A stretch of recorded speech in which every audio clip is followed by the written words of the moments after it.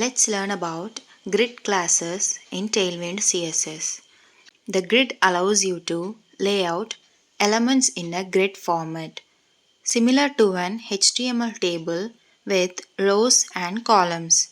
A grid layout requires two elements, one parent element and one or more child elements. Let's start by creating a parent element and adding the first class, which is grid. Next, we will add grid calls 1, which tells the browser how many columns are needed in a row. Tailwind CSS allows you to use up to 12 columns.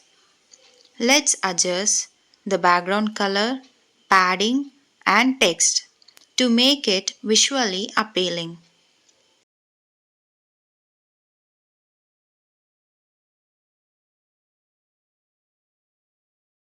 Now let's copy and paste this column 12 times to see how it works.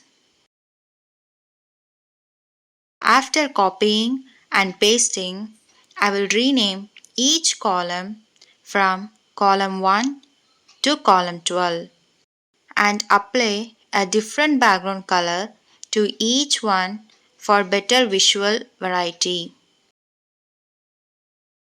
As we have given grid calls 1, it displays only one column in a row. For medium screens, we will specify 3 columns in a row using the class md grid calls 3. And for large screens, we will use the class lg grid calls 12 to have 12 columns in a row. Let's change 12 to 4 to have 4 columns in a row.